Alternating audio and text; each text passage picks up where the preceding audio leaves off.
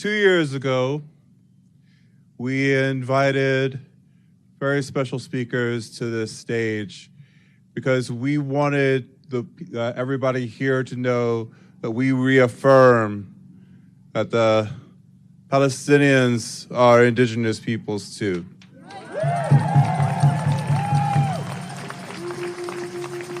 And I'm very happy to have not just these past 2 years, but for many years before that, we have worked together with our Palestinian kin to shed light on the ongoing genocide in Gaza and Palestine.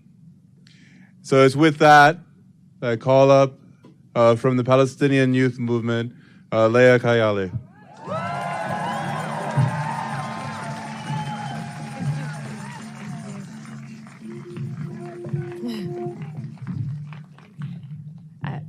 Good afternoon, everyone. My name is Leah Kayali. I'm with the Palestinian Youth Movement.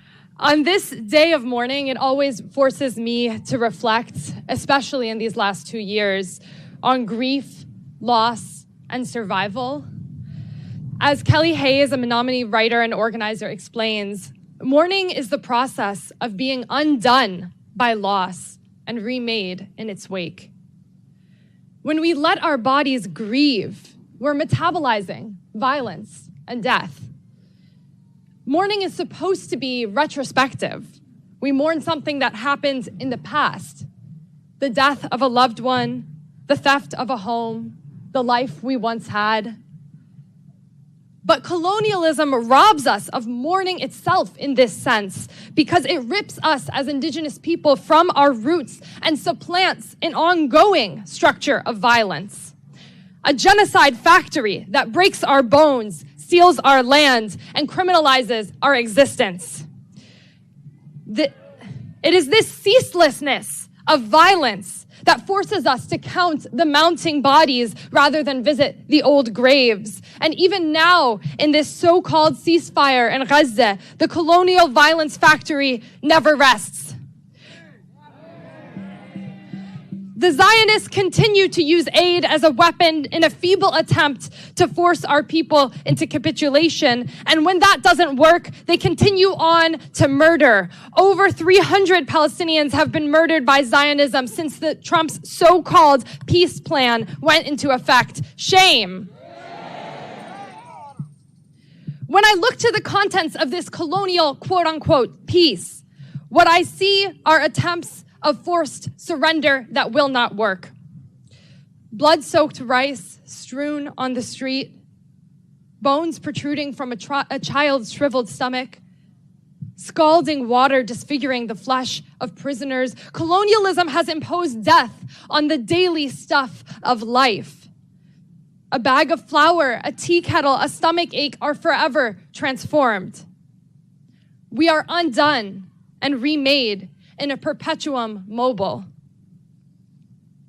This genocide has forced me to reorient to the very concept of mourning. It forces humility like a sucker punch, and it makes me bend in the face of mortality.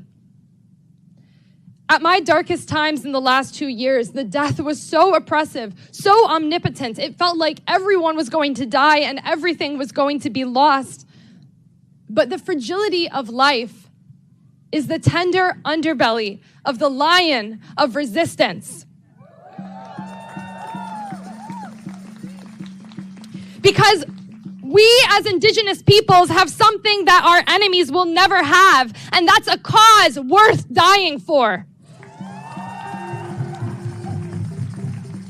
When we mourn publicly during colonial onslaught as we do today, we force the world to bear witness to the glorious lives that our people lived. We honor the martyrs even and especially when those in power want to erase them from the pages of history. We see this in the war on children waged both against Native kids and Palestinian ones.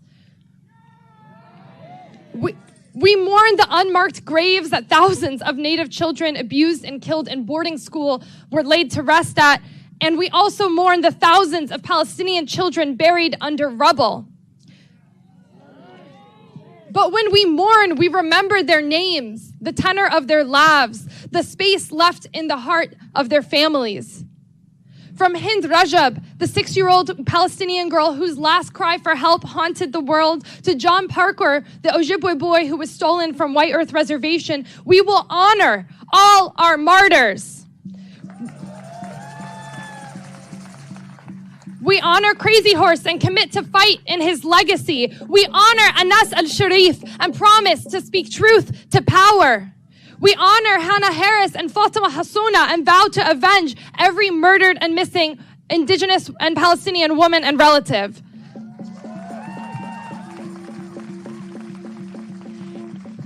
In this way, by mourning, we say, bearing witness can never be enough. To honor our ancestors, you have to join the resistance.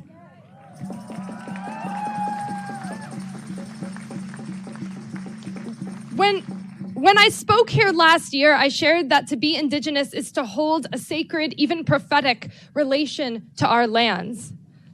And while that bond is unbreakable, the truth is that spirits can be broken. Our destiny is not written. And in many ways, apocalypse is already upon us. 95% of homes in Gaza have been destroyed. Entire bloodlines have been wiped out. And here on these lands, masked agents of the colonial state roam our streets, abducting our neighbors. Austerity and greed are draining the paychecks of working people to line the pockets of the world's first trillionaire. Friends and relatives, the capitalist Armageddon is upon us. And so we have to start fighting like we might lose our future. That's why I'm so honored to be held a space in this powerful gathering of Indigenous relatives.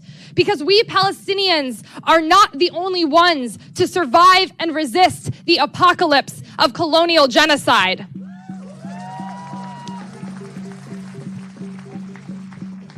Native people, from the Wampanoag of these lands to the Taino of the islands to the Tongva of the West Coast, have emerged from colonial genocide still resisting.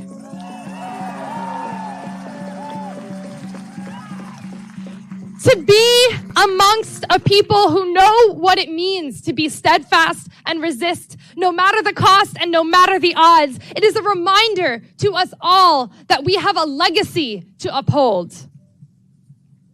Whenever I fear, as a Palestinian, our cultural extinction, I remember how the Kanaka Maoli resisted the near elimination of their language, and in the span of a couple decades, raised an entire generation of native Hawaiian speakers.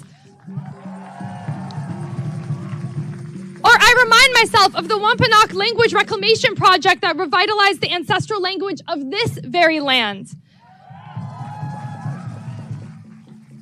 There are thousands of examples of Indigenous resistance, from the battle for Wounded Knee to the Gilboa prison break to the release of Leonard Peltier.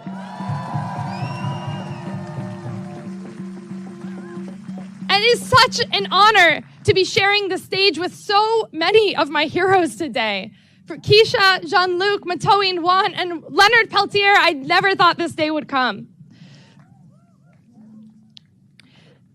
These examples of Indigenous resistance are proof that we can beat back this ceaseless colonial violence. It is proof that Indigenous victory will prevail against all odds.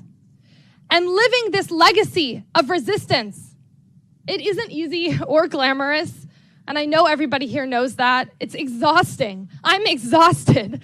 We've been fighting with barely a moment to come up for air for 2 years. We as Palestinians have been carrying the mantle of resistance for a century. And my relatives here, many have been holding that torch of resistance against colonialism for half a millennia and more.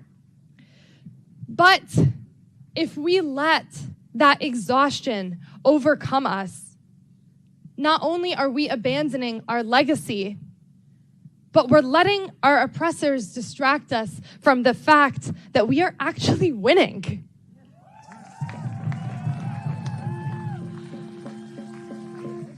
monsters. Monsters are biting when they're wounded. Empires are most brutal when they are gasping for air. And as our comrades in the Red Nation say, for our earth to live, capitalism and colonialism must die.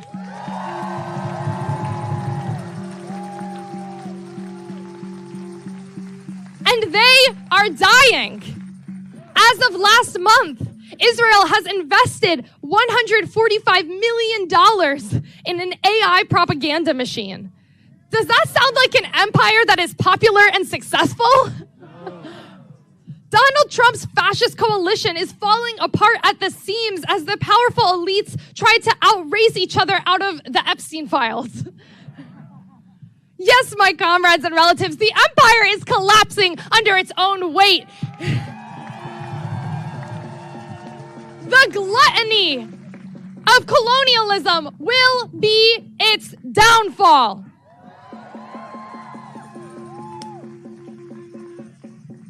But it is up to us to strike the final blow in the cracking facade of this violence factory. It is your obligation. Never let anyone tell you that our resistance does not matter. It is your power and our only hope.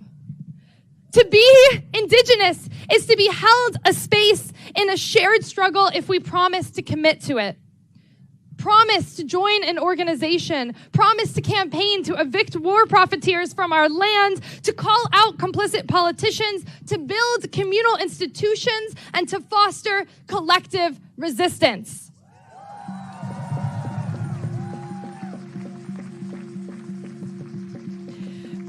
We can never let our oppressors set the confines of our struggle. They cannot make us small. When they want to put us on the defense, in moments of acute violence, in moments like these, we demand more, not less. Land back is the demand, and we cannot back down. Collective liberation is the horizon, and we march until we reach it. We are undone and remade in mourning, in an upward spiral towards the sun of freedom reaches all of us across all of these lands.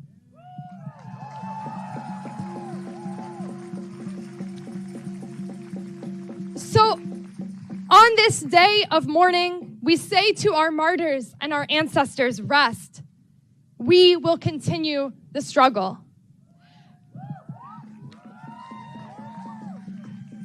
And so I want to close with a chant in Arabic, if you'll allow me. It goes, it means, oh martyrs, rest, rest. We will continue the struggle. Ya Shaheed irtah, irtah. Ya Shaheed irtah, irtah. احنا نوصل الكفاح. احنا نوصل الكفاح. يا شهيد ارتاح ارتاح. احنا نوصل الكفاح. Free Palestine, land back. Thank you, everyone.